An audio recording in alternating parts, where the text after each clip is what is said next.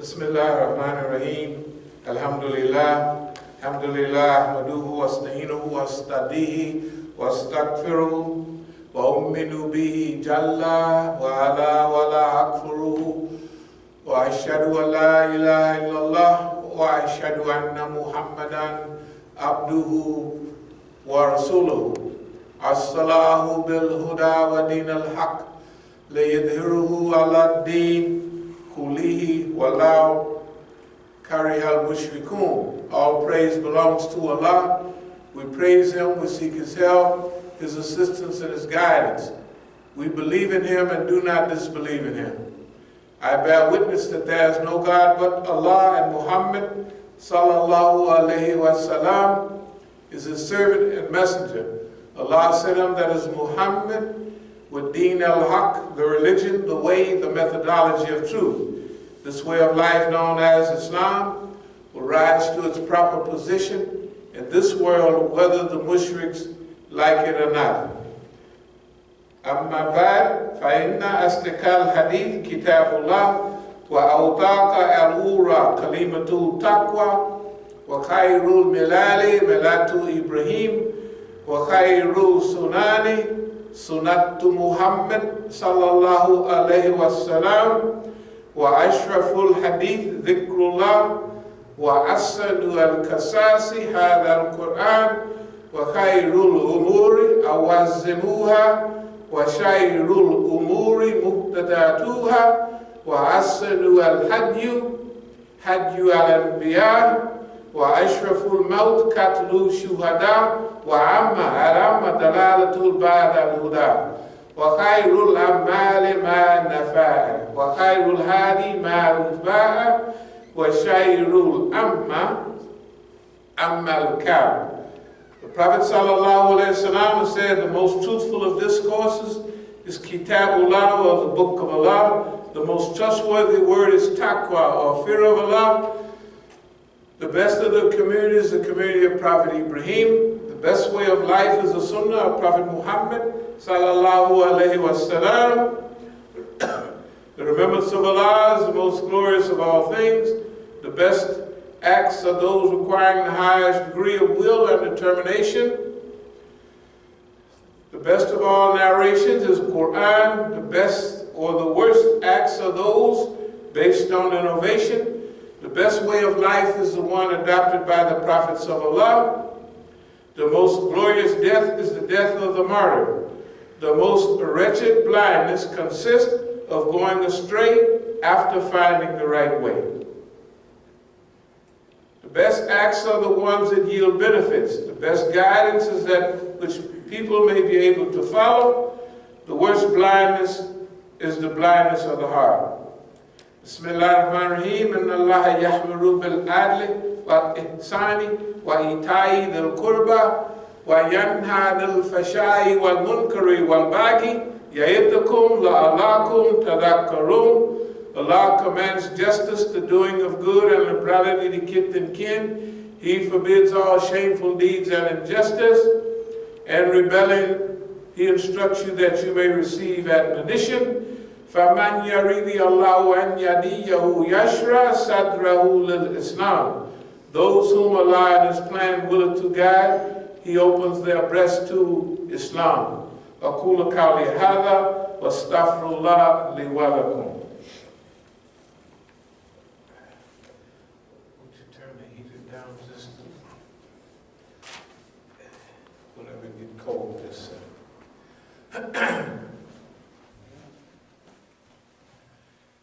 Bismillah ar-Rahman ar-Rahim. Alhamdulillah. Alhamdulillah Rabbil Alameen. Wassalatu wassalamu ala khairil mursaleen. Muhammadin an-Nabi al-Ummi wa ala alihi wa sahbihi ajma'in. Amma ba'd. Yaqulu Allahu ta'ala fil Quran al-Kareem. Inna Allaha wa malaikatahu yusalluna ala nabi. Ya ayyuha alladhina amanu sallu alayhi wa sallimu tasliman. Allahumma salli ala Sayyidina Maulana Muhammad sallallahu alayhi wa sallam. Abu Hurairah radiallahu anhu reported that the Messenger of Allah sallallahu alayhi wasallam said, wealth is not in vast riches, but wealth is in self-contentment. He also reported that the Messenger of Allah sallallahu alayhi wasallam said, verily, Allah says, O son of Adam, find leisure for my service, and then I shall fill up your heart with contentment, and I shall shut up your poverty, and if you do not do it, I shall keep your hand engaged in work, and I shall not close up your poverty. These are very serious hadith, and that's talking about, the first one is self-contentment. It's reported that the Messenger of Allah sallallahu alaihi wasallam said, wealth is not in vast riches, but wealth is in self-contentment. You know, out of the studies of the greatest, richest people in the world, you find that they were much less satisfied than you or I, who say we got an average job and we pay our bills, we got a few extra dollars. We got a nice little regular family. Some of it is good, some of it we have to polish up from time to time. But if you did a survey, you would find that those people are much happier than the very rich, not just, you know what I mean, rich Hollywood, rich got a few dollars, but I mean very, very, very rich. There's a movie out now called All the Money in the World. This is about J. Paul Getty? Yeah, J. Paul Getty. But it doesn't make no difference whether it's J. Paul Getty, whether it was Henry Ford, it doesn't matter whether it was probably the best one to slide through the best was Andrew Carnegie. And he almost went crazy at the end of his life trying to give his money away. That's why you have all those Carnegie libraries, and he built libraries all over America for common people. And he's the one that got Napoleon Hill he initiated the study. He wanted an American philosophy of success. He was from Scotland. He came over here, and he got rich in steel. You know, U.S. Steel used to be Carnegie Steel. He got very rich. And so he wanted to share that with everybody. He wanted to let American people know, man, all y'all can be rich. Now, I got this guy here, I'm going to have him spend the rest of his life to chart a course for you, to make a study, and he hooked him up with all of the rich people in the world, and he can go and ask them, what's your philosophy?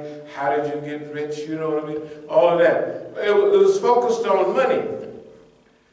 Believe it or not, Napoleon Hill's Read, Think, and Grow Rich, or get if you need it, I'll hook it up for you. It's a DVD with about 16 hours of his lectures, and he has 12 guidelines.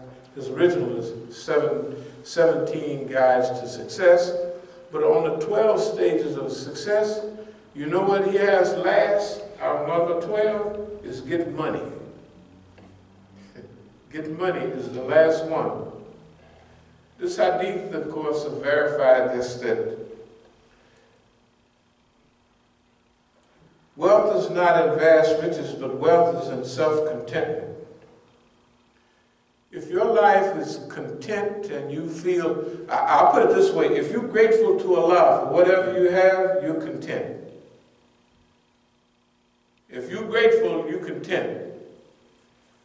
If you, somebody was mentioning somebody the other day, they was hardly getting by, and then they was getting by with a little effort, but they was better off, and that's what the hadith say. When you start feeling all sad about your condition, look at other people. It's the old things about, I was sad when I didn't have no shoes till I saw somebody that didn't have no feet. Right. You see what I mean? Look, all of us have no reason to be not contented.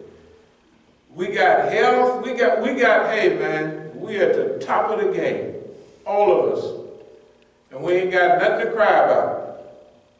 You ain't when you watch the news, You're not in those newsreels. All you see is bombings go. Afghanistan, the bombing today, that bombing day before yesterday, they blew up so many kids. There's a bombing yesterday in Syria, the bombing here. So many people drowned trying to get from Libya to Europe, right? All day long, everywhere, all over the world. The Rohingyas got exiled, the Palestinians is getting killed by that. And then, technically, we're oppressed. But what an oppression. Hey man, 3 squares a day. You know, they used to tell kids when we was in jail, man, you never had it so good. You know, 3 meals a day, a bed and all that. And for the oppressed, me and you never had it so good. If you want to be oppressed, go anywhere. Afghanistan, Yemen, they bombing. Tell the truth. And I mean, we have a right to be upset, and we are upset about many things. But Allah has put us in a condition where we can be oppressed, depressed, and still be contented. That comes from gratefulness. We'll get to that in a little while. It's also reported, O son of Adam, find leisure for my service. Then I shall fill up your heart with contentment. Gratefulness, contentment. This is the best thing you can have. And you never find that out until you get a chance to really, if you would have drove in some parts of the Negro neighborhood in the 70s, the late 60s and early 70s, that's when we was first getting a lot of money out there. Everybody was getting money everywhere, but we was getting big money out there. And you would always drive by a big Negro's house and it would be 7, 8, 10 cars in front of the house, around the corner. They all belonged to that same Negro. Why? Because heaven was in Cadillacs, big pretty cars.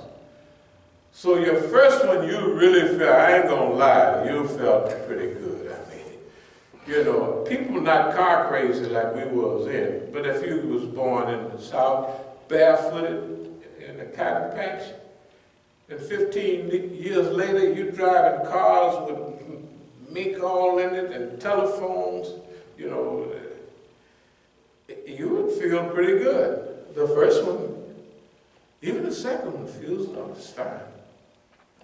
But after you get the 8th and 9th one, it gets a little sour. And then you realize you become a slave, a servant. Like, for instance, if I have 8 cars outside, I gotta keep gas and oil in them, I gotta keep them washed. Now I'm working for the cars. They ain't working for me. I can't drive them all. I have to go get my homeboy, hey man, drive my car a little bit because it's, don't go too fast and don't be leaning all over, hanging out the window, you know what I mean? Well, we didn't hang out the window in those days. Negroes do now. I don't know why they drive leaning on this side. You're supposed to drive leaning on the backrest, you know. That was in those days. I don't know. People can ride the way they want. But now the Negroes ride like polices with the seat all rad back. My sons get in my car and count the seat is red, you can't hardly see. I said, why? The police used to ride like that, and they would look in that side window, and they could see it, the undercover police. So y'all ride like polices. We rode sitting way up because it was a big deal. Because right across the door, if you had new seats, electric seats, they came up above the door. And you drive around all year round with the windows up because that proves you have air conditioning. Except some of the poor Negroes didn't have air conditioning, they'd be sweating up in there. But they, you know, they was doing what they could. So contentment is not in material. And this is what Allah, the Prophet is addressing, O son of Adam, that's all of me and you. Then the messenger goes farther saying, find leisure. In other words, make your fun out of working for Allah. Now you're talking about contentment. You're on a roll now. It's just like if you're big in sports, the coach should tell the guys, okay, we done trained and overtrained and everything, so boys, go out there now and just have fun. You're already trained, you know what to do. Instead of being all tense, we got to win. Go on out there and have fun. You got all the tools. Just play now like when you was kids. You know what I mean? Play like that, because that was fun then. Now, if I lose, man, we're going to have, let me see, if we're going to have 5 little pennant games, you know what I mean? Then we on the, this is the 3rd one. We don't want to lose this one because we don't have a chance. And you're thinking about money more than having fun. But if you done did all the training, ran all the miles, pushed everything you can, now, brothers, let's go out there and have a good time. Right? Let's just go on out there and have a good time. We know what to do. It takes the tension off of you. You stretch farther, you reach farther, because you ain't reaching, you reaching because it's fun to reach, man. I got to reach this far for $1, but to have fun and everybody happy, I'm going to reach way out, almost break my neck trying to catch the ball. Because it's fun. Like the little kids playing in the snow, right? Why you ain't playing in the snow? Their hands is blue, they freezing cold. And they out there playing in the snow. Guess what, dummies? You and I did the same thing when we was kids. Now, we trying to get out. Dad, come out and give me you better push yourself. Get your neighbor, somebody to push you. I'm not going to come out there and get my hands wet, my gloves wet, and then I'm going to catch a cold or a rocket pneumonia and a boogie-woogie flu or something. Anyway, I shall fill up your heart with contentment and cut off the door to your poverty. You're going to make this fun. So Allah going to shut the door to poverty. Everybody going to tell you, you working for God's cause, you're going to be broke. And people do that. The Quran says they get the fear of poverty. People are afraid to do right because they be poor. One group, I think it was not Salih's people, but I think his name in just a second. One of the prophets, who was the prophet? Not Jethro. Who was the prophet from Arabia? Way back when. Anyway, from the Arabian Peninsula. Hud? Not Hud. No. It was, we go by the name. Anyway, don't worry about it. When you get a little up there, names start going away. Anyway, he told the people to do right, and the people said, if we did right, we would be broke, man. We know it's good to do that, but if we did that, we would be broke. So anyway, but if you don't do it, you're going to still be working. You may have 2 jobs, like a lot of people do today, but you're going to still be broke. And if you work for Allah's cause, no matter what happens, you ain't going to be broke. And that don't necessarily mean without money, because when you're doing Allah's work, you can be very content without money. The next thing,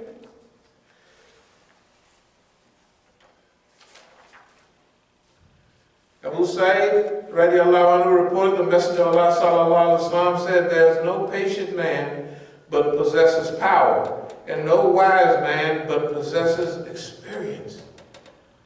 Experience comes over a long period of time. And the hadith is saying you cannot gain power without gaining experience. You think I'm lying, that old saying, a fool of his money soon parts? Think about all the rich niggas that you've seen over the last 40 or 50 years. How many of them have money today? How many people won the lottery and went broke thereafter, very soon thereafter. Most, not all, but most, right? So, because they didn't have no experience. And they thought happiness was wrapped up in wealth too. That's why they bought the ticket. Sometimes when you don't work for wealth, you don't know what to do with it. And then the person that was friendless last week, now they say on the news, Johnny Boy hit the number. How many friends do you think, and relatives, do you think he has? And he's a normal good Negro. He's a normal Negro. And he wants everybody to kind of have a little bit.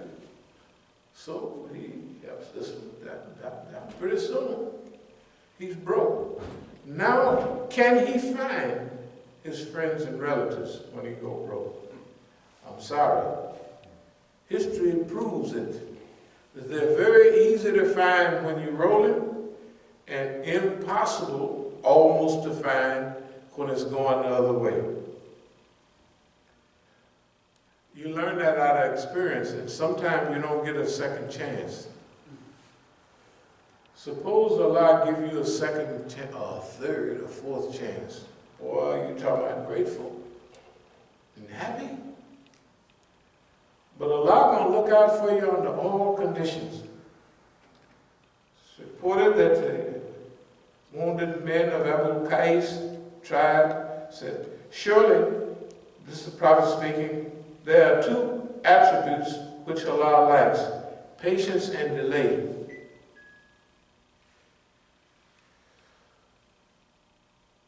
There's another hadith. The Holy Prophet ﷺ said to Al-Hajj of the Abul-Qais tribe, there are two traits of character in you which Allah loves, patience and delay. It's also reported, delay comes from Allah and haste comes from the shaitan.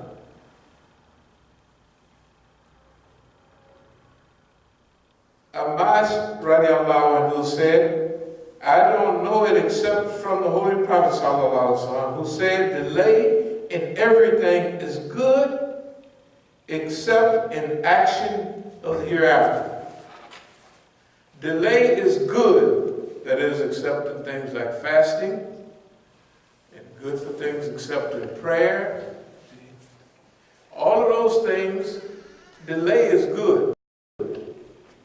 I'm going to talk a little bit about the delay today because delay is a lifesaver in struggle. Especially when the system is trying to run games on you. There's many games they run on you. If you're in a struggle, they're going to try to make you feel like it ain't possible to win. You can't win. And they show you the great power structure, and then you could believe that. Hey man, even people say you can't fight City Hall.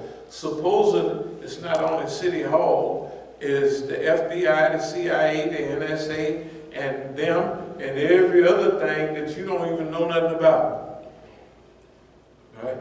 But Allah says that I'll help you with even those things you don't know about. Or I will send you aid from avenues you don't even expect or you didn't even know about. We're still in the subject of working for the cause of Allah. The other thing the system and the people will try to get you is depressed by making you think nobody cares about this movement, or nobody cares about this work. Nobody cares about the white man. Only people care about is dinner. Right? And you telling people it's fun to fight the white man. And everybody is looking at the people they saw fought him. And they say, that don't look like fun to me. Right? And I remember in 1969, we was at one of the joints, and one of the Negroes said, "It ain't the white man that's the problem, it's them niggers." In a few short years, what had happened was, of course, the white man had sent all the Negroes to cause trouble, right?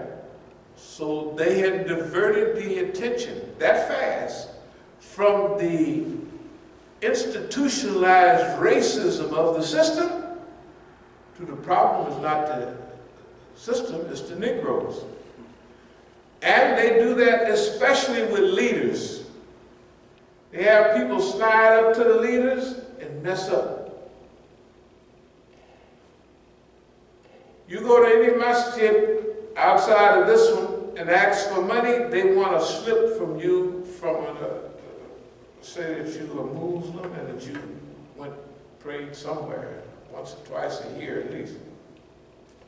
Why they do that? Because the system sends Negroes to every masjid, including this one, to give people the impression that niggas is stupid and lazy. And they go there and they are begging all the time. That's the only people that leaves our neighborhood and go to the foreign masjid. What is the impression that the foreign community is going to get? Niggas is lazy. They're lazy. We came here from Egypt. I drove a cab for 10 years. Now I got a 7-Eleven. And da-da-da-da-da. I don't care whether they're from Europe, from Africa, when they look at us, say, you studied Africa, just quickly. The African comes here, he had to struggle to get here.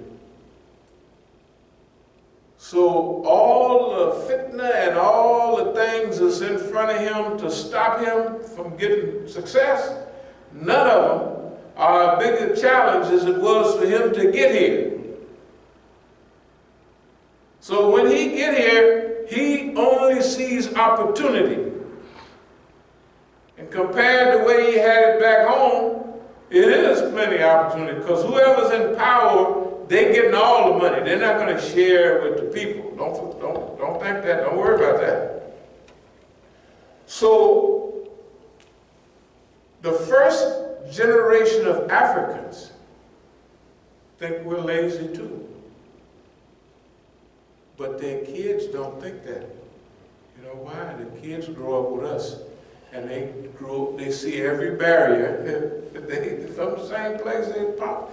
They was little kids when they got here, but they think like us now. So knowing the barriers there is very problematic. And how you see the barrier, what is your approach to barriers? It's a stop sign, it's a go sign. Which one is it? Once you get trained right, it is a go sign. That the barrier, I can go over it, I can go around it, I can go under it, I can dig through it, or I can back up a little bit, get me a crew, and we run and bust right through the barrier. If you think like that, that's what you can do. Therefore, racism cannot stop you from being a success. We had people who was a success even in slavery. I mean, for the success that what they could get to. Some people hustle themselves out of slavery. And the ones that ran off, they got up this way, they learned how to read and write and all kind of stuff. And some of them went back down to get other people. But they proved to be an equal of anybody, right? This is how they thought about challenges and obstacles. But the system tries to condition you. You can't win. You know what I mean? You don't have it in you. That relates to self-image. What's self-image like? It's just like that thermostat set on a certain temperature. When it gets cold in here, that heater come on right now, and you bring it up to a certain temperature, then it kicks off for a while. And then it kicks on again as it gets a little cooler. Wherever you set it, that's going to regulate the temperature, right? Your self-image is like that. How you see yourself will determine your comfort zone in life. How you see yourself. It's true of salesmen. It's true. If you say, I'm a $10,000 a month salesman, and you get out and you hustle your $10,000, because that's how you see yourself. If you don't make but $5,000 that month, the next month you're just working and you're gonna get it back up to 15 to level off at 10, because that's what I do. Suppose you sell 20 or 30,000 one month. It can do one or two things: encourage you to do more, or have you fumbling through the files for a whole month. Why? To get back where I belong. I'm a $10,000 a month salesman, right? This stuff happens. It is a regulating mechanism in the human being to get back to my $10,000 sales. So as long as I'm 8 to 12, I'm all right, because that's where I see myself. If I go below that, I got to work real hard to get back up where I belong. If I go over it without changing my picture, right, then I have to slow myself down, go through the files for a whole month, stalling, till I can get back to where I belong. Self-image psychology, how I see myself. How you see us, it's in the Quran. We have an article on it. It's clear about Yahud. It's super clear on us. You have to remember, the system, we're the only people where the system had a whole brain and a whole being, where it cut off our language, our culture, and our religion. And then he taught us everything we know. You think you're not going to have an abnormal cyclops or something? He cuts off your history, your language, your culture. And then he teaches your enemy. He hates everything about you. He wants to keep you in slavery. He teaches you everything you know. Isn't that something? That is really something. Self-image psychology, how you see yourself. Conditioning. That's conditioning and training. That any success for you is impossible. And if you get too successful, why do all the Negroes that get in the game got successful and they got big money? Well, because they didn't know what to do with it, first of all, and they never thought about the subject. But maybe they thought of themselves in the back of their mind as unsuccessful. Maybe every time they went in and out of little jail or did something the white man didn't like, you'll never be nothing, Johnny boy. Johnny boy internalized it. But Johnny boy saw them Benzes and how he wanted one. I gotta have it. And he got it. Before you know it, he's right back where he was before. Why? He didn't evolve. He didn't change his picture of himself. He didn't deal with his self-image. I see myself as successful. I see myself as good. I see myself as an asset to society, right? Not a liability. He did not change his picture of himself. Therefore, he have to get back, no matter where you put it. It was an old movie a long time ago called My Fair Lady. Y'all see that? Okay, it's funny, but guess what? Professor Higginbotham, or whatever his name was. I don't remember the name, but I remember that this is studied in sociology, in psychology, and all the success motivators talk about it. You know why? They got a flower girl. Like a girl out there, like the people selling flowers. And this professor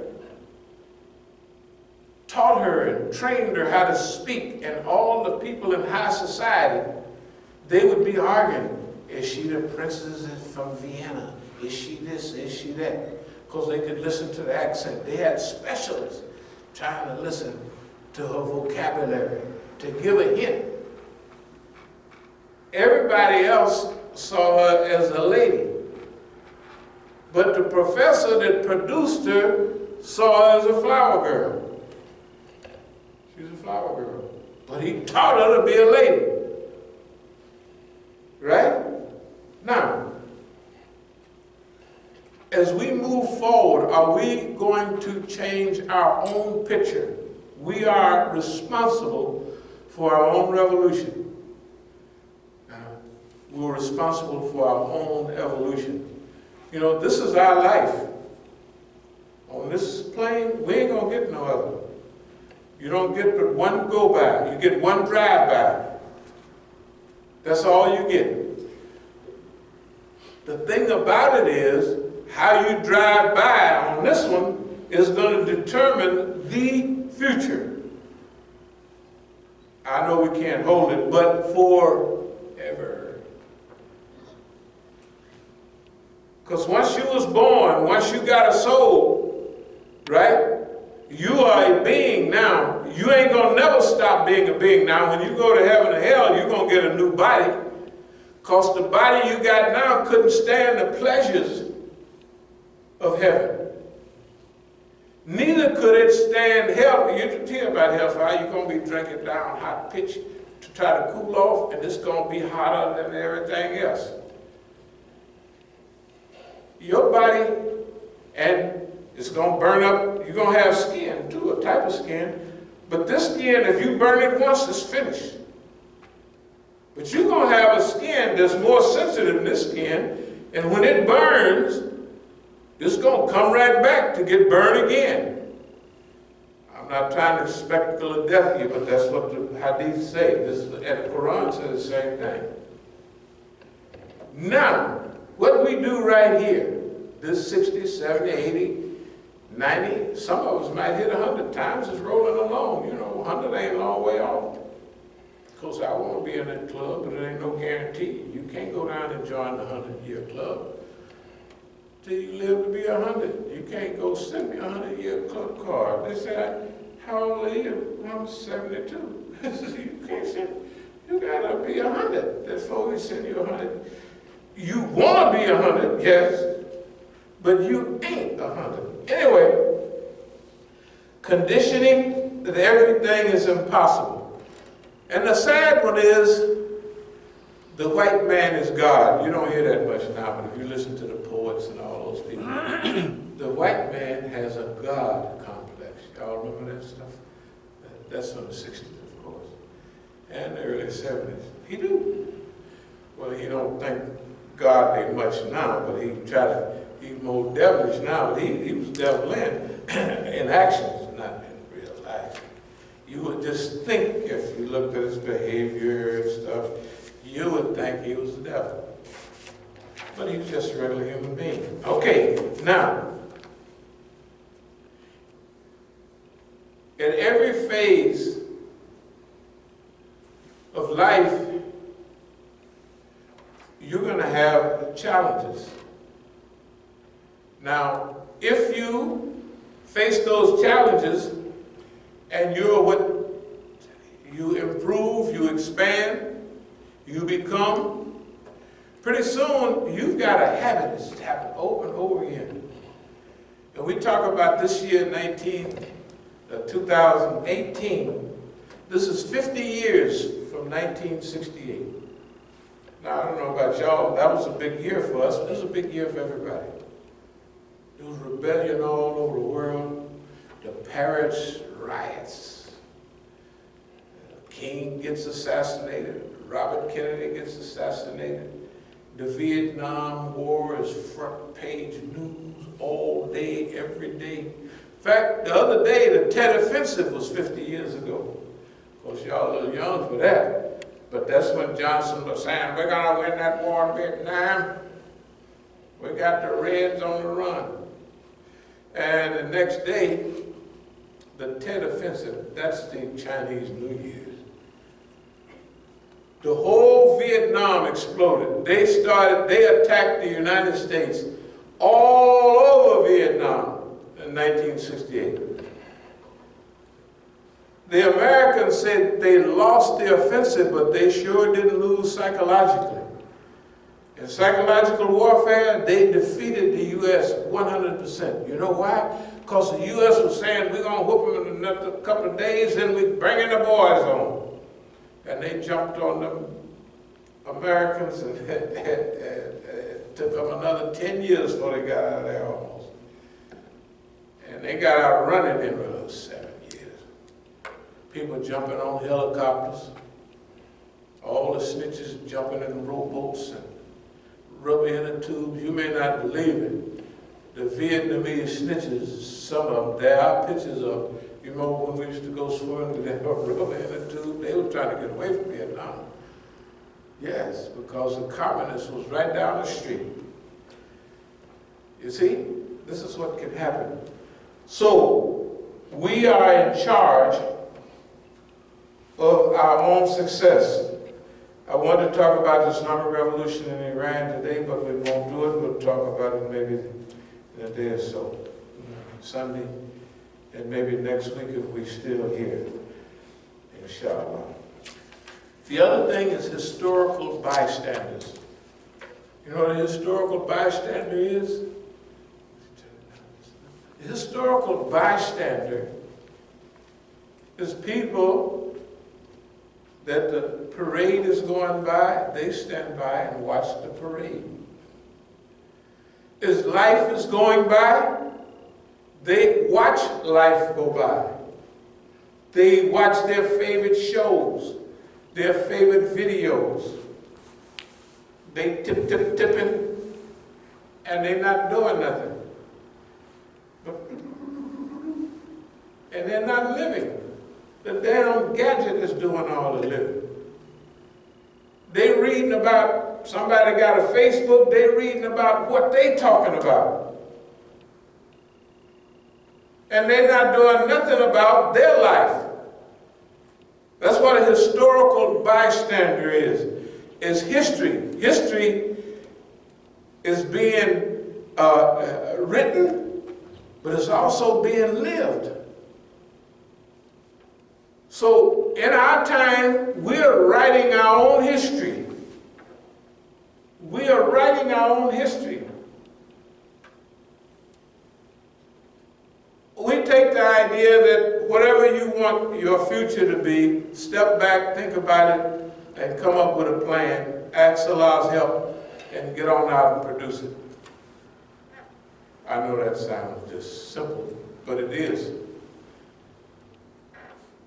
It's possible to dream or visualize a picture of how you want your life to be. And then you can do it.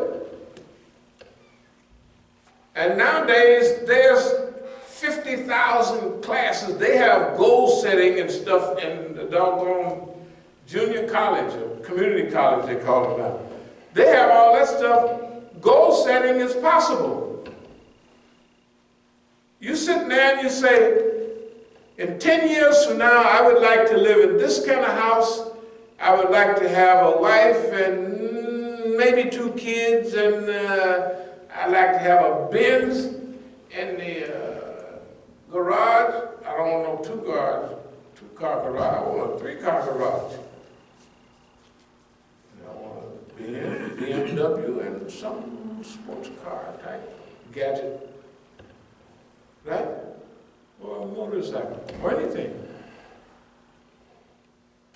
You may not know it, but you can produce that. Allah gives you the right to do that. To dream, that's one of the differences. I remember in 1956, they had a sociology book, and I kind of got the idea.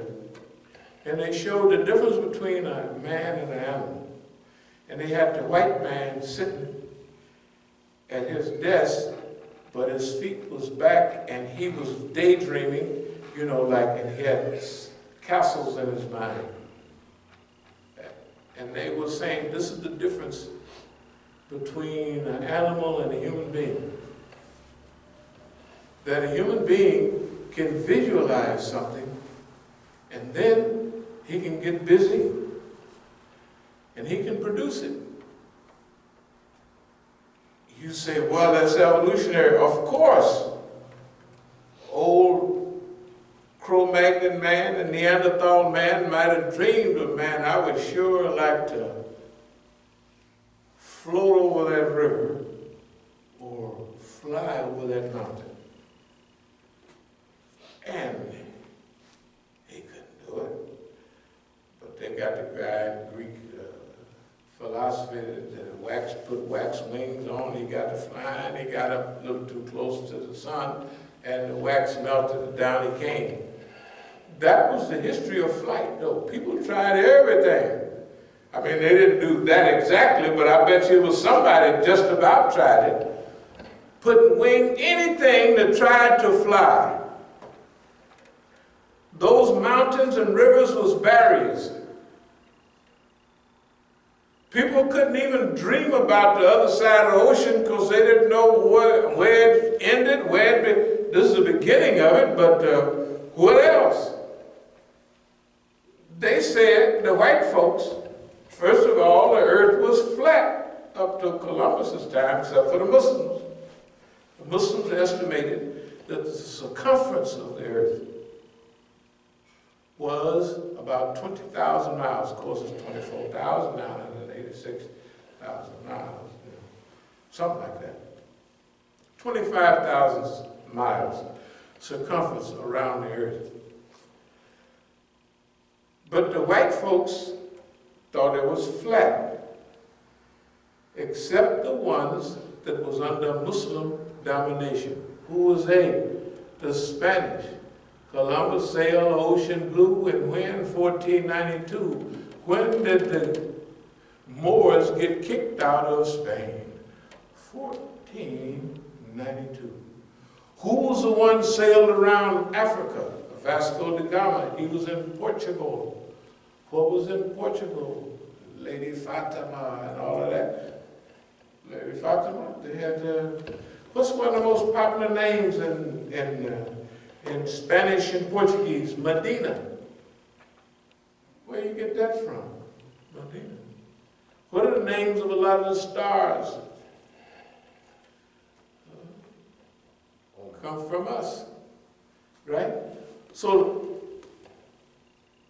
looking out at the ocean from right where they was, they said, well, we're going to give it a shot. So off they go to sail around the world, isn't it right? Since they had that spirit of adventure, they say they discovered, it's like the Aztecs got these big temples and everything, and a white man said, I just discovered you. You exist. I said, yeah, this is a temple that's about so many feet high. We got the hanging garden. They had hanging gardens in Babylon, but you got to go to Mexico City and see their pyramids and all that stuff too, all around Mexico. But the European, he discovered you didn't exist until well, I've been doggone, the engine, you exist. But they visualize maybe the earth ain't flat. Let's take a chance. Don't you know in our own lives, we can do the same thing. We can visualize the kind of world we want to live in. And then start doing it. Okay. And it's personal. Because life is your event.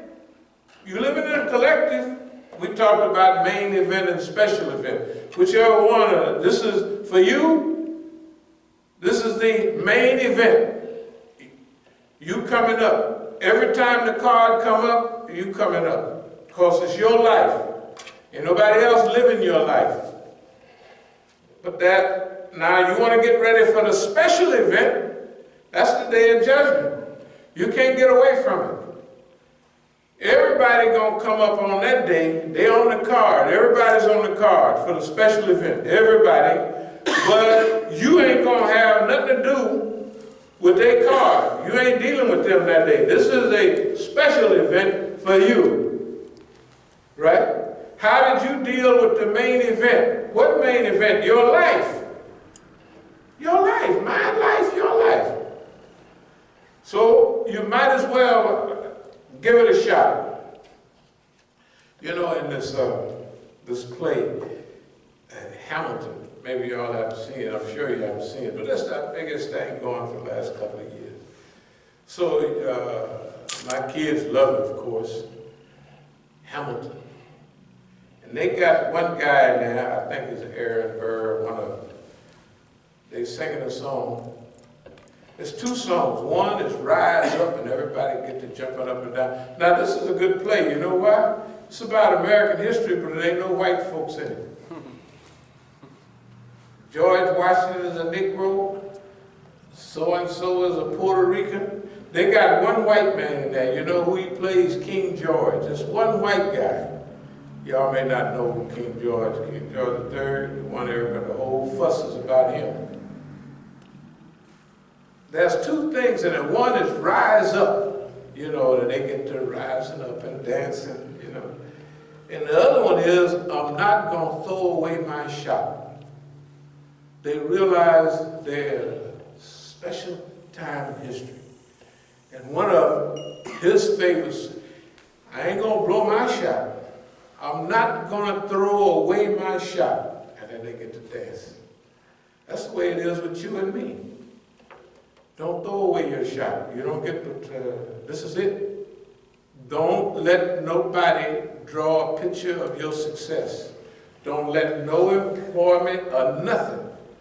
Unless you just want to be a civil servant. You know the boringest people in world history is civil servants. You work downtown. Or you work in the military. You know the dumbest people in the world? Even if you're not dumb, when you join a system, if you're out here hustling and you're in life, and you're out here for 50 years, you have 50 years of experience. If you work 50 years for the city or the state, you get 1 year of experience 50 times over, because you don't have to do nothing but what they put it before you. You do this stamp, you write a curly Q on it, and then send it to somebody else.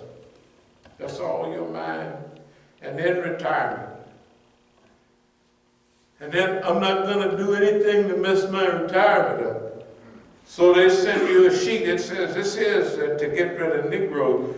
I don't want to get rid of Negroes. My whole family is Negroes. Say, you're coming up to retirement soon. Oh, well, okay. Right? And you scratch off all the Negroes in your block, because that's what the government is doing at that time. Because you don't want to blow your retirement. And when you retire, you're going to die. You're not going to go anywhere. You know what civil servants do? They go home and die of boredom. They don't want to go anywhere. Family, I know, they don't even want to go. I said, hey, you ever been to China? I don't go to China. What about, have you ever seen the lost city of the Incas? Machu Picchu? Who? What would I want to do there? I said, there you go. It's built to the top of a mountain. And when they was running away from the Spanish, the river is right down here, but the city is built 3,000 feet up on top of the mountain, and you can't see it. So the Spanish walked right by him, and it was right there on top of the mountain. You couldn't see on top. It's called Machu Picchu. It's a very nice place to visit. I don't even know nobody been there but me. I don't know anything. You can open any book on South America. It's the first picture you'll see. But I don't know. Well, I want to go there. What is the name of it? Machu Picchu. I said they got the hitching post to the sun. Hitching post to the sun. It is, you know, the priests and everything, they told them we control the sun. So it's getting ready to go down. We're going to tie up the sun so it'll come back around in the morning. And the people believe it. Of course, it's okay. No big deal. I mean, you can tell anybody. They used to, I don't believe, they were stupid to believe that. Well, you stupid to believe that the white man told you a nigga and you can't be nothing but a nigga. And you believe it. And every time something happened, your behavior proves that he was right. Because you believed it. People believe all kind of stuff. You go around, you think that's something.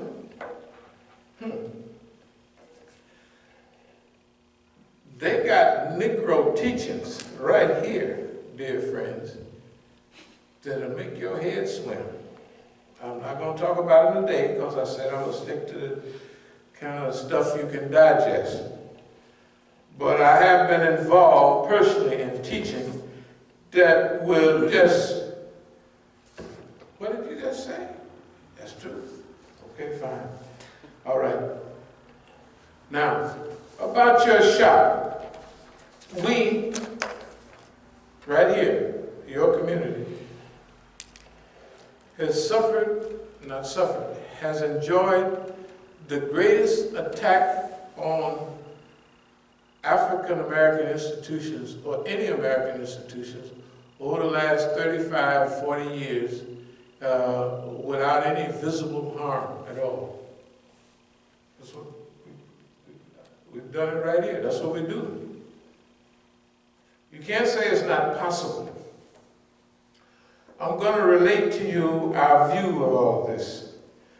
Because this is a special day, and I guess it's the kickoff of our period. If you were to see this, it says from Stalingrad to Oakland. From Stalingrad to Oakland. Well, today is the 75th anniversary of the fall of Stalingrad. You may not know what Stalingrad is. Stalingrad is a great city in Russia. It's now called Volgograd, but in the old days it was called Stalingrad, of course, after Stalin.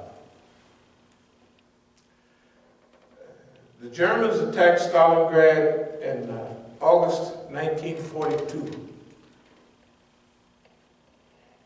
This is one of the bloodiest battles in history because 2 million people were casualties and 1 million of them died. Can you imagine? 1 million people dead in the battle. That is the Battle of Stalingrad. Now, why did we call this a few years ago from Stalingrad to Oakland? This is before the 75th anniversary. Because of our study of history. What did Stalingrad do? Number one, it inflicted huge losses on the German, on the Wehrmacht, whatever they call it, the German army. It handed the Germans their first defeat. You got to remember, this is February of 1942. Try to visualize the global environment. Did any of y'all go to see the movie yet, Their Darkest Hour? Okay. Actually, it wasn't Their Darkest Hour. That's not the lecture. The lecture of Winston Churchill is, we will fight them in the streets, we will fight them in the air, we will fight them on the beaches, we will never surrender. And if the British Empire is to last 1,000 years, they will say, this is her finest hour. Not darkest hour, it's just a movie, Darkest Hour. That's old Winston Churchill. At that time, the Germans is whooping everybody in the world, and of course, their homeboys, the Japanese. Now, a month and a half earlier, December the 7th, 1941, what happened? Pearl Harbor, right? So this is a dark period in Western history. The Germans on this side of the world is whooping everybody, and the Japanese done already whooped everybody over on that side. And they attacked Pearl Harbor. So this is before any semblance of possibility of beating the Germans. British was so psychologically destroyed. You ever heard of the Blitz? The Blitz is when the Germans was bombing London. They all living down in the huddled in the subway. They lucky they had subways, and they'd have been in trouble. So the Blitz. So the Germans got handed their first defeat. And they showed people that it's possible to whoop the Germans. But everything that was for the Germans, what made them so invincible is their new blitzkrieg, lightning warfare. How to combine tanks, aircraft, and all of that new stuff. Remember, this is brand new. It's not World War I, all on horseback. It's not that. This is now the great combination of weapons systems, whole new weapons systems that the Germans have perfected before anybody else. And they're running over everybody because the Poles is running out on horseback and the Germans is running out with panzer divisions, aircraft, and they're using them in harmony. We see the horseback soldiers is over there. So we're going to shoot all that area up. All we got to do is shoot the horses, and the soldiers got to go walking. They can't walk too far, right? So the Germans went deep into Russia, and everything worked. Their combination of aircraft and tanks and intelligence service just ran over the Russians. Russia's a big country. China and Russia used a similar tactic in World War II. One is a scorched earth policy. So if the Germans go in 1,000 miles into Russia, they still got, it's 8 time zones. So if they go in 1,000 miles, they don't only just knocked over 2 time zones, they got another 6. So they take everything back past on the other side of Russia. Every factory, they take the factory apart, piece by piece, put it on trains and take it back out of their reach. All the homes, all the factories that they don't take, they burn everything. So the Germans, as they come, they don't have nothing, they can't use nothing. Then they get to face their enemy, and the enemy got 10 times as many people as they are. So there's a no retreat order from Stalin, and they hold. But the thing about holding in Stalingrad is everything that worked for them before now works against them. Everything that worked perfect, their aircraft that bombed everybody, worked perfect in Stalingrad. It bombed the city to rubble. In fact, you go on the internet just to look at it. It's very interesting. Well, watch the movie Enemy at the Gate. Anybody see the Enemy at the Gate? The snipers? Yeah. It's a good movie. Semi-accurate. Here's how it relates to us. First of all, everything that worked for the Germans before now worked against it because they had tanks in the middle of the city that worked good out in the open. They can roll and shoot and you can't touch them. But now the Luftwaffe, the Air Force, have bombed the city so much, all the streets is full of rubble. So a tank go a few feet and it has to stop. When it stops, they can blow it up. Tank cannot shoot up. They got this big city. They got tall buildings up there. The tank can't shoot up there. So their big guns are useless. Everything that worked for them before is now useless. And they got wore down. Before this was all over, the whole German 6th Army was captured, and out of the hundreds of thousands of people that was captured, only 6,000 made it back to Germany after the war. So they taught the people of the world, remember, ain't nobody had no victory. No victory. Ain't nobody won nothing. This was even before the Doolittle raid. Y'all heard of Doolittle, right?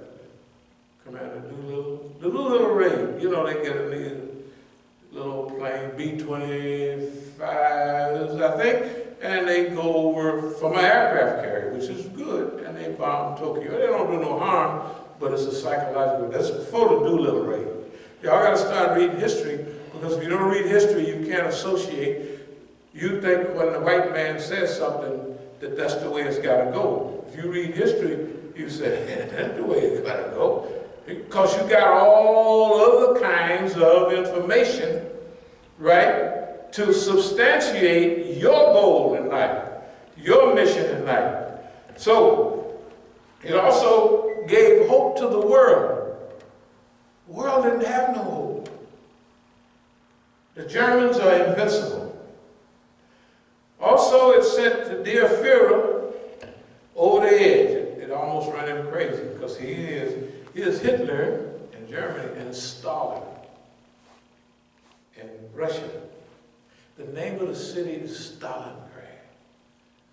Hitler is obsessed with getting Stalingrad because it got the name of Stalin. So he throws all the generals said, boss man, look here, if we just pull back a while, we regroup, and we can take this easy.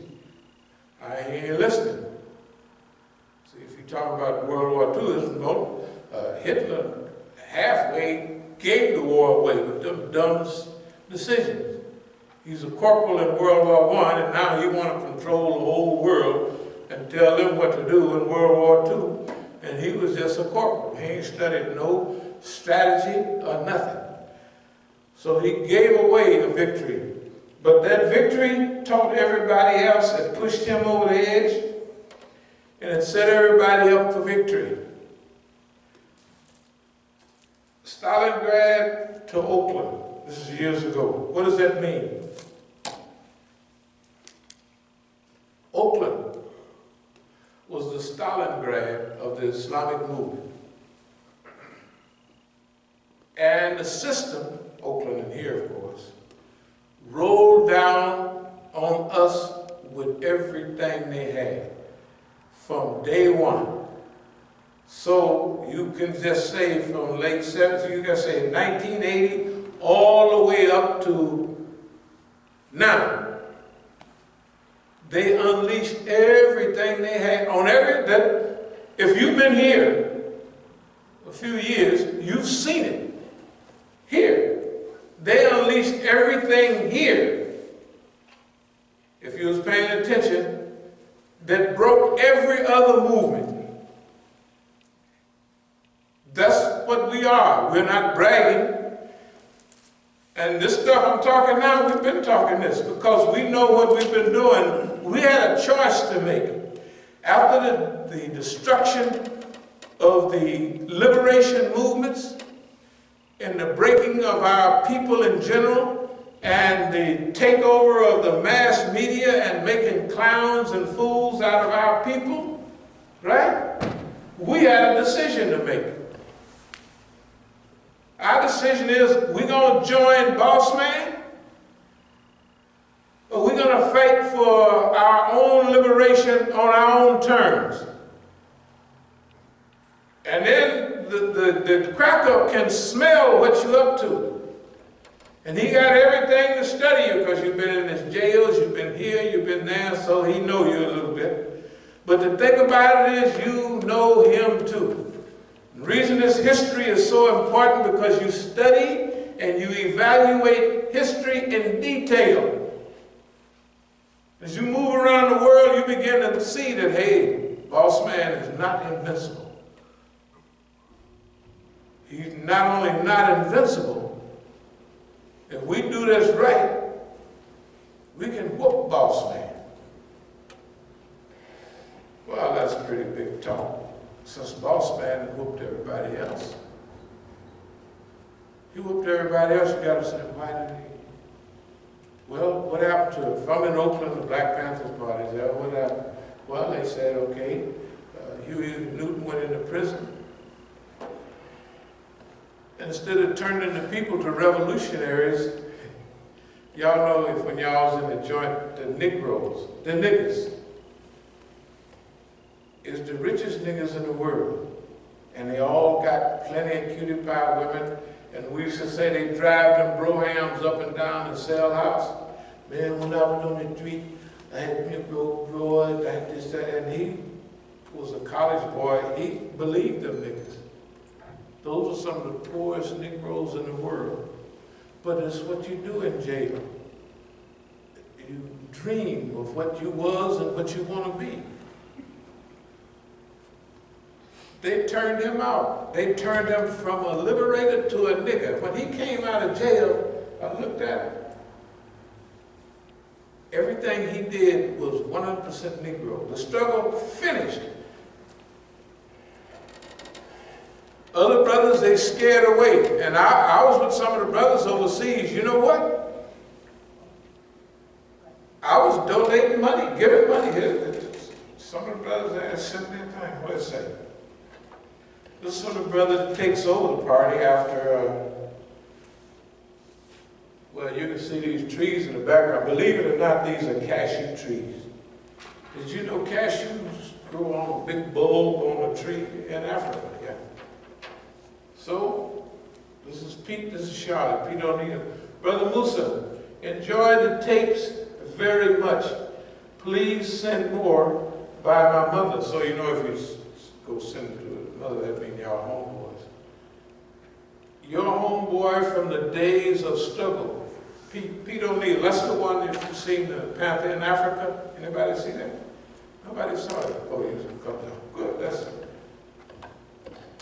So our idea, coming from the gangster society and with our own gangster dreams, we realized that I don't care how much money you get, you got to get rid of the white man. That is. Or you can be rich as you want, you're still a nigga. So we donated our money, you know, most of it, to the struggle. Come to find out, though, that idea about we're in exile, I thought it was like maybe, you know, everybody else go into exile and then they get ready, they go back. And so the idea was to get ready and go back and take over America. But after a couple of years, I kind of realized I didn't know what nobody thinking about it, so I had a choice to make. Come back and do it yourself. Nobody else wanted to make that choice. It was very costly to them. It was very beneficial to me. Because I got the brunt of the old Euro. Boy, he wouldn't give a nigga no sleep for 40 years. But guess what? We always say that whatever fight Allah got you hooked up for, He's going to train you for that fight. And you know, Wade, there's a lot of great fighters. If you put them in too early, they get whooped up. You know how they guided Sugar Ray Leonard along? They let him get it down with them tough guys too early. So they guided him along. That's the way Allah do you. He guides you along. He train you for the fight. Because Allah knows what the fight is. Right today, what we go through now is the result of what we're going to be dealing with in the next 5 and 10 years. Why do we know what the fight is? Because Allah trained you for the fight. What is Allah training you for? Right? You can see what this training means. So you know where the world is going. You don't know yourself, but Allah knows. One thing you are certain of is that Allah trained you to be prepared for what's coming. You don't know what's coming. He knows what's coming. That's what tawakkul, that's what trust is, that's what tafweed is. All those things is turning over yourself to Allah. Yeah. The part about making it fun, tell the truth, who wants to struggle against the system? The whole system. I'm not talking about just that system. I'm talking about if you see your friends in this country and that country, and if you've been all to South Africa and Pakistan and all that, and you didn't meet and work with all the people, you begin to see the fingers of the system. And how it works everywhere. When you see that, sometimes the system will show you all of that. Just say, you think you're going to deal with that, Mr. Negro? Well, yeah, that's what we think. Thank you, boss man, for showing us everything. Now, the other 99 niggas he showed us, yeah, I'm headed on in. Don't want to have nothing to do with it. It ain't possible. But history is made by people who makes what was impossible possible. That's who makes history. The people that makes things possible that was before impossible. They tell us, all the people, all the articles about leaderless resistance. You cannot have an organization in America that resists the U.S. government. You can't have it. This is all the Negro and the big white folks say. If you think I'm jiving, just look up Louis Bean and look up this article on leaderless resistance. They give all the facts and figures to prove that if you cannot have a pyramid structure movement in America. They say you can't, it's impossible. Why? Because as soon as you stand up and say, we want to do good, the government infiltrates you. So you may have most of your people, of course it's true, will be polices, infiltrators, saboteurs.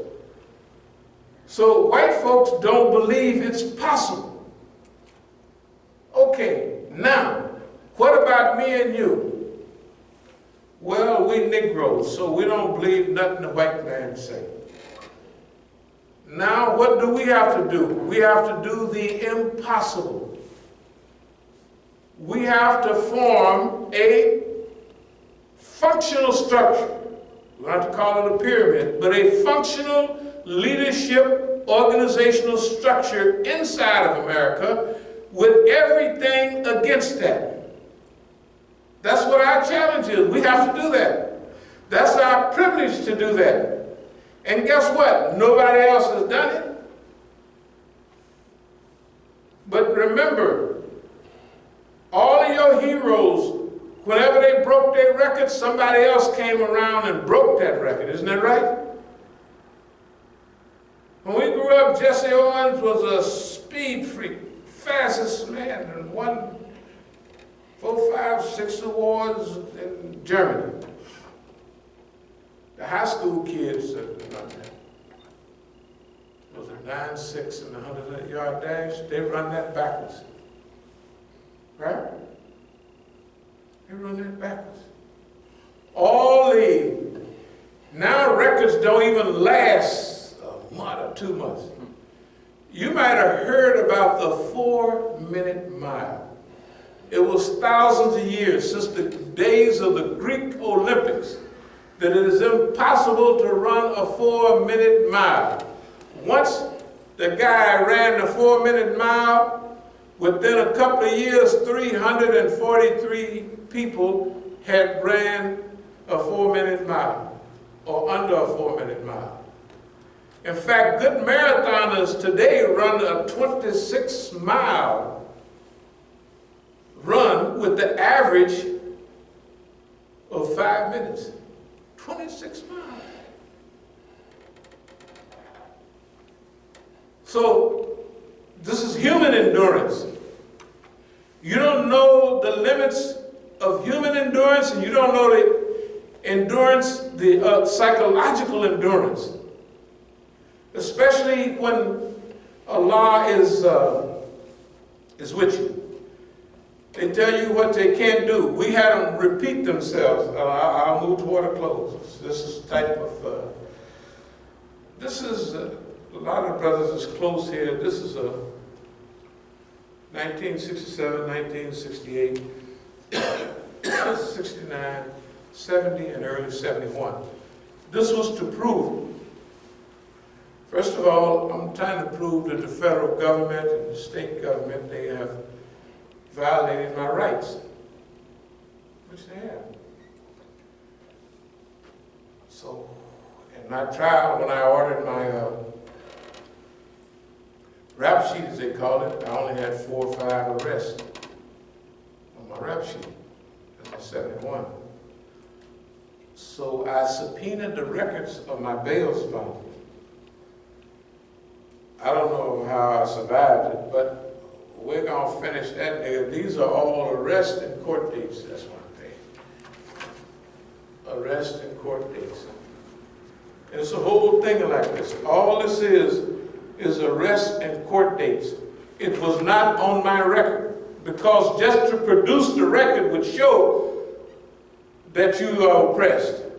Just to show this proves you've been arrested, I don't know, maybe, do you know anybody been arrested 200 times?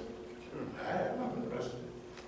That was supposed to break the back, to show all, because you know, remember, this is a new day, and Negroes ain't supposed to be nothing, and you have East Oakland Enterprises, you have young Negroes from 18 to 22, 3 years old that are opening businesses, and this is more detrimental. This is in Oakland. This is more detrimental to the system than the Black Panthers jumping up and down.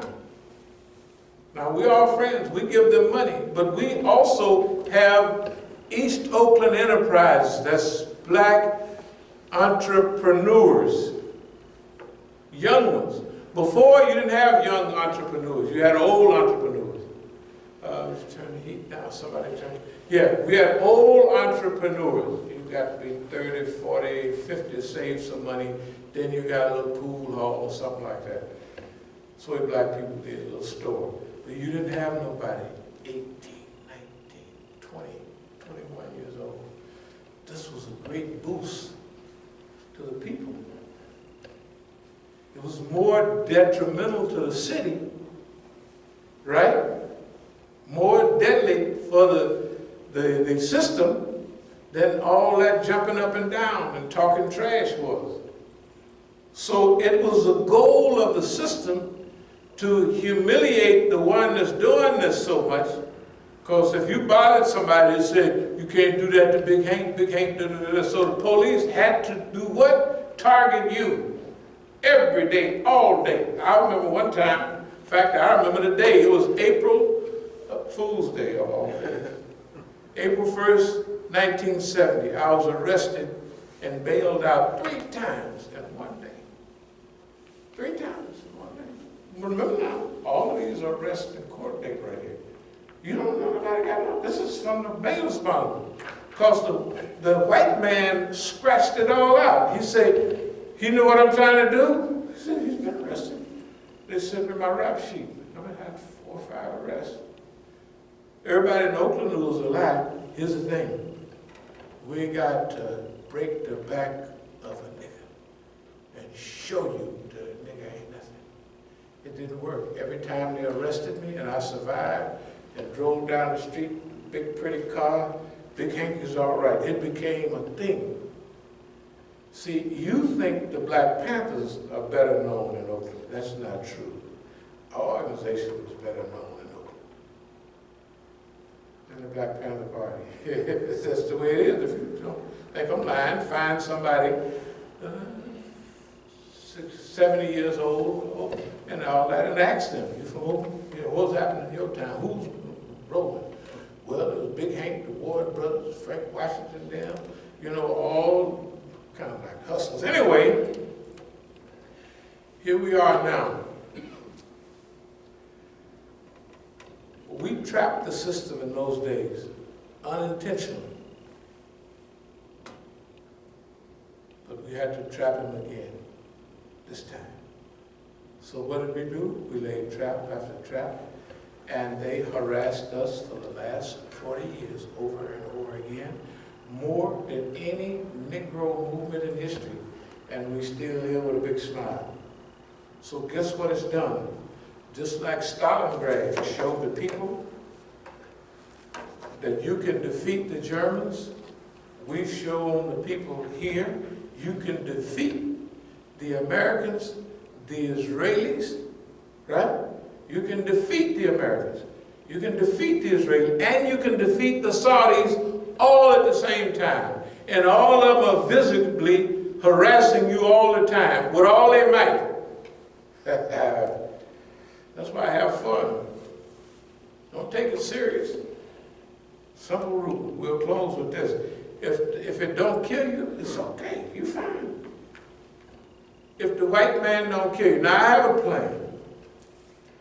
Since we're not in a hurry, we have a plan that's all work out when I'm 100 years old, and I said I'll retire at 100.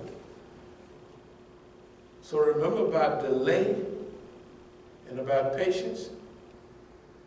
They do all, I went to Oakland last time, this was Minnesota. You talk about the SWAT team and arrest and a little bead, the little red bead from the, you know, from the sniper rifle. I walk out of the Masjid, there it is. And as all the police. Does it bother me? Absolutely not. Where are we going? You're going to jail for being in your own property. Fine.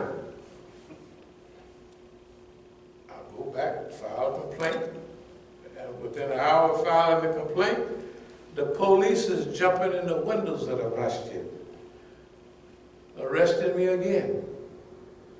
Everybody sees it. Everybody knows that man that lived in that masjid for 35 years. We bought in 81, 37, 38 years. So I have a room in the masjid. Just like they did before. We proved you can survive. We've proved that you can survive.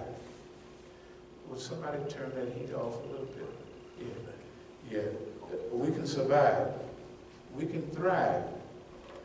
Now, I'm really going to close, but we hope that you see that as part of your mission. Yeah, why not? Give it a try. Do you believe the white man is just invincible? He can't be whooped? You believe that? He can't be whooped. And don't worry about somebody that hired, like Don and Holden's crew. Don't pay no attention to the news. That's all some kind of gadgetry or something. They want the FBI news today, right? The FBI. And that proves that the Democrats was da-da-da-da-da. That's ridiculous. That's just like, this presidency is a soap opera. You give me a little time, I'll figure out who hired this bum. But this is all them working together to divert you away from what's happening. Isn't there a soap opera every week? And they don't never box him in where they're going to take him out. Like, they can't box him in, well, the Democrats, he was helping the Democrat. That's stupid. They're going to just say, no, Hillary Clinton was getting ready to win, and the FBI said, what? We're going to, remember that? We're going to investigate Hillary Clinton, and she lost the election, right? That's what they're going to say. They can't. In other words, if you're paying attention to that news, you're not paying attention to your business. Them people it's a TV program. Whoever hired the bum, in the long run, we stay on our job. This is for our benefit, the Muslims' benefit. Sometimes I be thinking Iran hired him or China hired him because everything helps everybody else instead of him and the Americans. Have you seen American Prestige in the last year? Who trusts America? Nobody.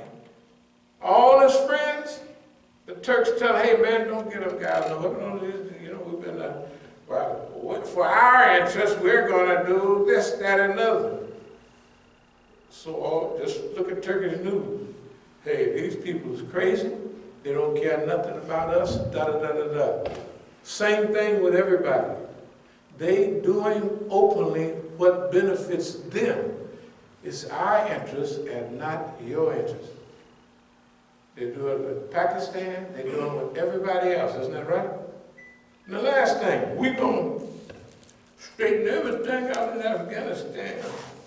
The only thing you can straighten out is a road to get your behind out of there. Right?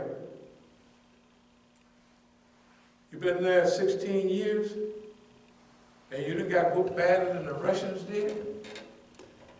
And everybody told you, boss man, don't go there, it's a graveyard of empires. Nobody ever stops in Afghanistan unless they ask permission. In the great game, you maybe never heard of Khyber Pass. At the height of the British Empire, 1854, the Afghans defeated the British, whooped them bad. The Russians, y'all gotta just go back to the old newsreels. The Russians killed 1.6 million people in Afghanistan. That's when the population was 16 million. That means they killed 10% of the people. Remember them Russian helicopters? They slaughtered people in Afghanistan. When they left with their tail between their legs. The only reason the U.S. don't have a tail between their legs now, because they ain't got no tail. Or they ain't got no behind to stick the tail that they got on their side in. Because they get whipped. We hope they leave soon because only the people of Afghanistan can work out their situation. I'll close with this for real. Maybe it was 15, 20, this is about 20 years ago. I don't know if you know, Rabbani was the president around that time. Hikmatyar, Gulbuddin Hikmatyar, it was a big conference in Tehran. It was 25 years ago. So I looked at everybody and I looked at the Afghans. You know what the Afghans was doing? They didn't even know what they was doing. Everybody else was sitting facing each other. Whoever was a group of Afghans, they had their chair turned at this Afghani from next door. They turned the face the other way. They didn't even know what they was doing. I said, man, whoever fixes Afghanistan is going to be very good. I have the pictures. They was all sitting, facing away from each other. And now the U.S. going to come in and try to make them do what they want. They don't do what each other want. They don't do what nobody want. I will really close. Thousands of years ago, 2,300 years ago, Alexander the Great, you know, he conquered Iran, he went into India, and he came back across the top of Arabia. Now, Arabia and Afghanistan. He sent spies, you remember in history, to Arabia. They say, what did he see? He says, don't go down there. All the people do is fight and drink and kill. And there ain't nothing down there. So Alexander the Great went right on across the top and went over to Alexandria, the city in Egypt. He went right, I ain't bothered him. Afghanistan, either he went close to it, he said, pick up your speed. We don't want to stop here too long. We don't want to be, don't bother nobody, just go on through to India. That's where everything, right? Go on over there. He had enough sense to leave the people alone.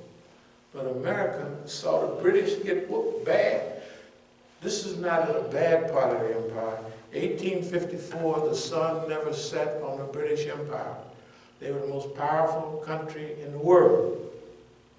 When the Soviet Union went into Afghanistan, they was the baddest things on the block. I don't know if you remember the old TV programs, America, when America was conquered by the Russians. I don't know if y'all remember that stuff. But everybody feared the Russians. 10 years later, they come crawling out of Afghanistan. Crawling out. Your boss just talks out the side of his mouth. Been there 16 or 17 years. And he have a scheduled fight every week and a scheduled butt whooping. All you got to do is look at the results of the fight.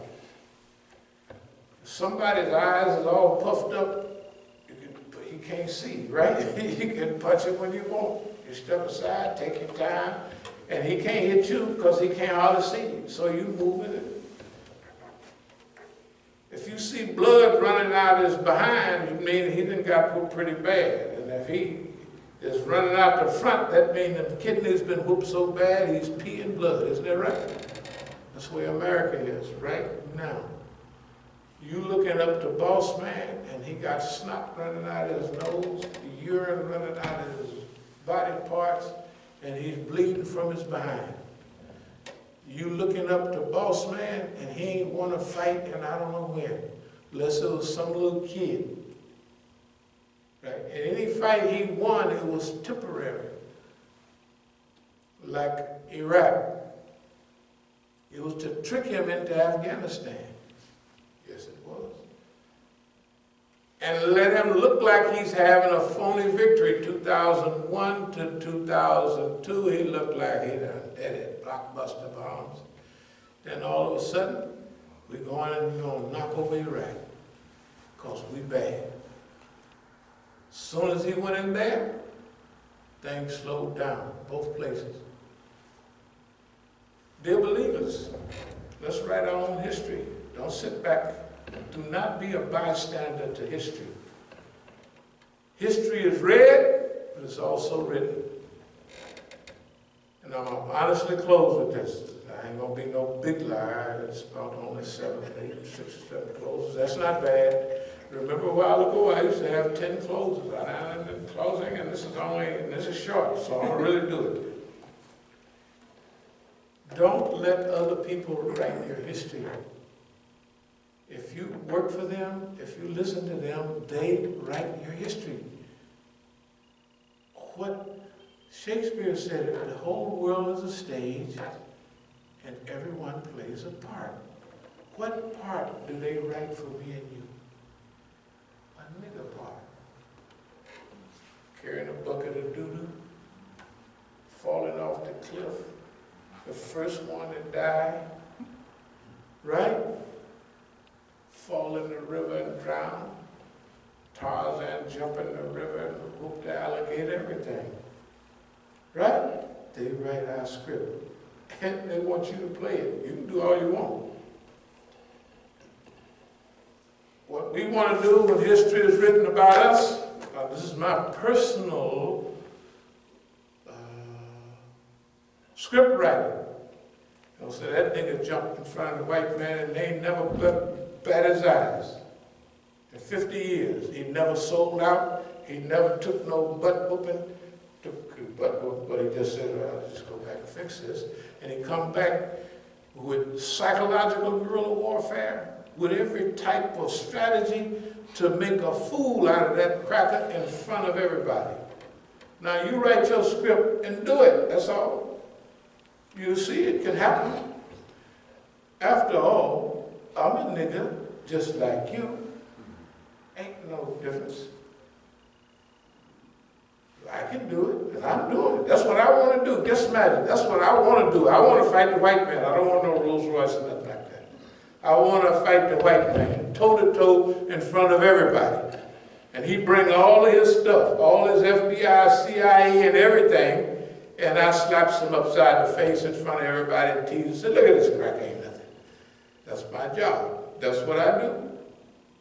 That's what I do. Why? Because that's what I want to do. I don't want to be mad on them mad niggas. We gotta burn the white man down.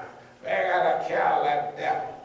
No. Make fun of that cracker. Cracker, you ain't nothing scaring all those poor niggas and all the children. You ain't nothing but a B-word personality. And then slap him psychologically, slap him upside the head. Psychologically slap him. And everybody's watching you doing it. Why? Because you whooping them the way niggas understand. Right? If you talk about people's mama and make a fool out of somebody, you don't have to know all of the cultural and political implications, right? All you know, that boss man talking trash, and Johnny Boy slapped the white man upside the head. And the white man couldn't do nothing but stutter. Right? You can do that.